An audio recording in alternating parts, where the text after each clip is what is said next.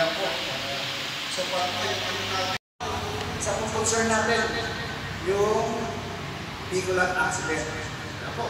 Sakot natin yung ano, yung mga grapple. Kaya, ano lang po, pagpatulog ka lang po, tama ang delay natin yung mga CCTV natin. Kasi yan po yung kailangan natin. Pag-amat ng mahal natin sa buhay na nagkaroon ng problema siguro. Vehicular accident, saan po tayo mag-ayun ng pay-reference natin. Sa pagkakaroon kita mula sa PNP na si Ma'am Mayos. Bakit po ulit? Magandang ano sa inyong lahat. Ano sabay-sabay po, no? Halos lahat kahapon din po medyo nagkasabay-sabay yung oras, kaya sila kahapon na naman po ulit, kaya nakikita ko. So, yun na lang po sa media first quarter, meron po kayong isa na case yung ating sexual abuse na hindi taga-rito po. Hindi po sila taga-rito pero nangyari lang dito sa Bagdad. Yun po yun. So, sabi ko nga, hindi niya first, kaya kasi dito sa area po kasi natin nangyari, kaya counted po siya sa niya first. So, parang ito, combination na siya ng Women's Month at saka intervention na din po para sa barangay po ninyo.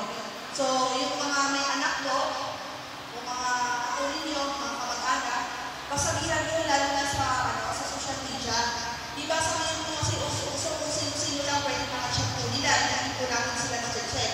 Dapat po, tayo mga magulang, tayo mga nagbigay ng cellphone na yun, i-check po natin ang mga cellphone nila. Hindi po yung bawal. No? Kasi minsan, kahit po tayo mga matatanda, may isaan si kuya, may nakita sa video mo, nakahugo, sabi niya, kuya, nakahugo ka rin, gamit mo to, kung ginagawa ko, galing na naman si kuya. Hindi akalain, kaya video call sila na sila yun. Pero, sa kabila pala nun, nabibidyohan pala siya, nara-record. After 2 days, 3 days, nag-chat yung video call niya, sabi niya, padala mo ako ng 3,000, kasi kung hindi, ikakala pa yung video mo. Madalang ito noon, madalang. Pero sa ngayon po, marami na. Hindi lang po babae ang naging biktima, pero na dito sa lalaki. Mostly lalaki namin ng teens. Kasi di ba ako newspaper yan, pwede na tayo Pero ngayon, sa social media na, nakakuha na tayo ng mga porn, mga gano'n doon. Kaya yun tayo na kumuha ng mga scammer or ng mga gano'ng tao. So, sa gano'ng mga kaso kasi, mahirap po siya. Sinasabi ko na to, mahirap po siya. Kasi sa amin po, dito sa station natin, wala po kami gamit para makapag-trace tayo ng mga ganon. So, ang ginagawa ko po, nire-refer pa po kayo sa region, sa Rapo. Pag pumunta kayong region, kailangan ko yung cellphone ninyo na ginamit, ito-turn over po doon. Ang ganun nila natapos ang case, naka-turn over yun.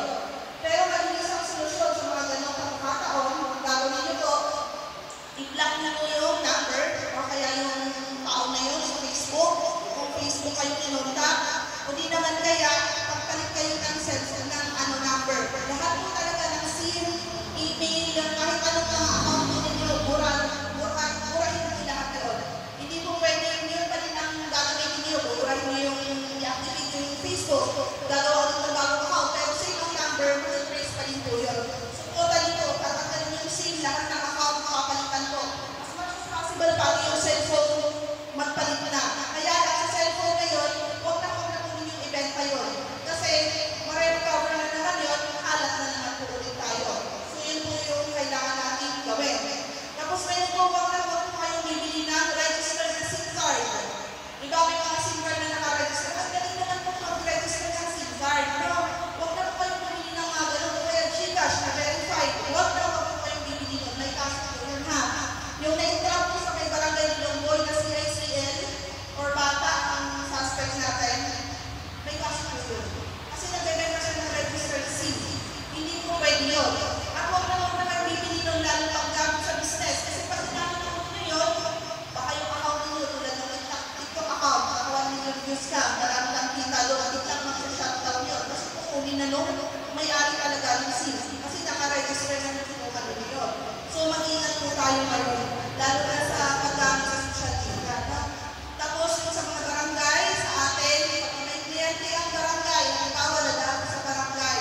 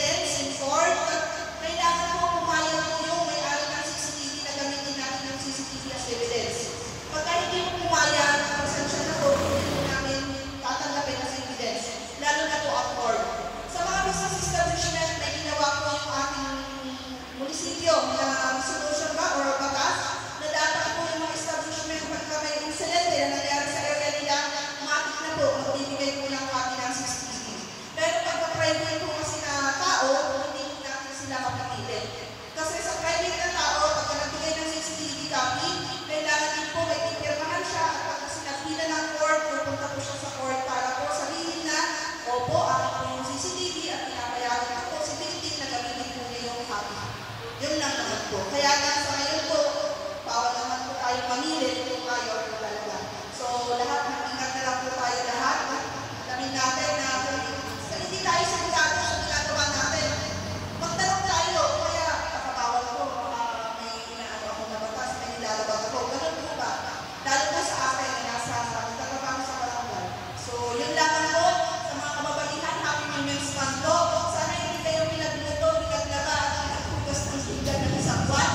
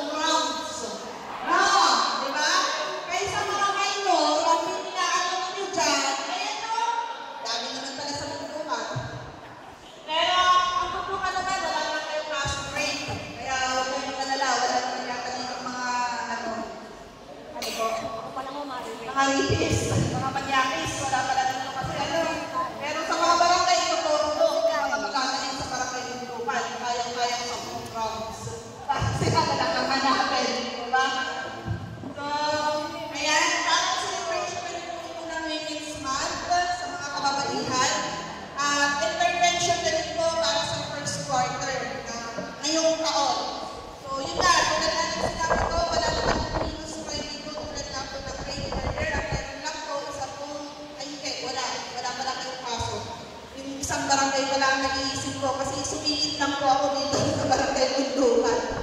Nag-tip sila sabi nila kung nakapundukan, marami iipon-ipon doon. Tumakbo ako sa Bundukan.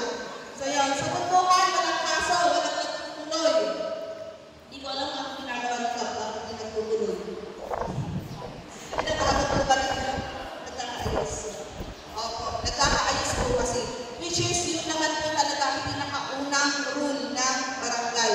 Ang pag-ayusin, kung kayang pag-ayusin, pero kung hindi po talaga kaya, kung nagka-rape na nangyayari, hindi po pwedeng ayusin po ang bagay na yun. Po, kaya diretso na po sa amin ang mga ganong kaso. So, yun, ang Bundukan, first quarter, 0. Wala kayong kaso. So, congratulations po sa pagtulungan dito sa barangay dito. Sigurado yun, kaya wala po tayong kaso ngayong first quarter. So, paalala lang po ang mga kaso na lumalabas naman ngayon, bago. Kasi uso na ngayon sa online po, social media, ang mga online sexual abuse naman po ang nangyayari. Ang biktima nito, hindi lang po mga batang babae, kundi pati batang lalaki. Ang ginagawa, may ka-video call, ang ganda-ganda, laki-laki, lahat kalaki. Oo, ang laki-laki. Siyempre, yung bata, abay na yung gani yun. Pagka-video call, abay na nakita, sumasayaw, kumigiling, tumatalbog-talbog. Diba? O, hindi siya, nag-init, naghubo, lahat pinakita na niya. Akala niya, yung mag-video call niya, babae. Yung pala, mga lalaki, hindi natin alam, kasi hindi naman natin nakikita, nabibidyohan pala siya. So, lahat yung ginagawa niya, nakuha sa pagda. O, ang ginawa, after 2 days, nag-chat kung sa bangka. Yan mo ang katutibo, kung hindi, papakita ko yung video mo. Na gumagawa ka ng ganito, sigurado magagalit ang magulang mo. Tatakwil ka nila. Hindi kaya, hindi ka na pag-aaralin kung ano ang sasabihin mo sa bata. Siyempre, magkatakot yung bata, ayaw magsumbong. O ang ginawa ng bata, allowance niya, ibigay. Sa susunod, patibay na niya. Para lang, maibigay yung gusto mo nasa kabilang linya para hindi mahulgar. Hindi naman kakayanin ng bata yun. So yung sinasabi ko na dapat tayo bilang magulang, mga lolo, tito, tita, kausapin po natin yung mga teens, yung mga kakilala. Kasi baka may mga ganung problema po. Para hindi na po humaba ng humaba. So kung ganun po yung kaso, ang ginagawa ko kasi namin, trapo, kasi wala po kami equipment para po mag-trace. Sila lang po ang meron. Diba? Tapos yung cellphone po, bibigay din po doon. Yung iba, ayaw. So ang madali ang solusyon po, kapag ganun po ay nangyari sa inyong mga anak o sa inyo mismo, kailangan po, i-delete na po ninyo yun or i-deactivate ninyo ang inyong Facebook account. Mga email, email ninyo, tanggalin din po ninyo. Cellphone number, palitan na din po. Hindi po pwede i-activate ang Facebook, tapos yung number ninyo, yung pinagkagamitin po ninyo para gumawa ng bago. Kasi mali-trace po niya yun. So kailangan lahat po i-delete po. Yung cellphone na ginamit, as much as possible, hindi na din po yun ang gagamitin. Pero, yung cellphone na yun, hindi po pwede ibenta o kaya ipasa. No? Kasi pwede na naman po nilang ma-recover kung ano yung laman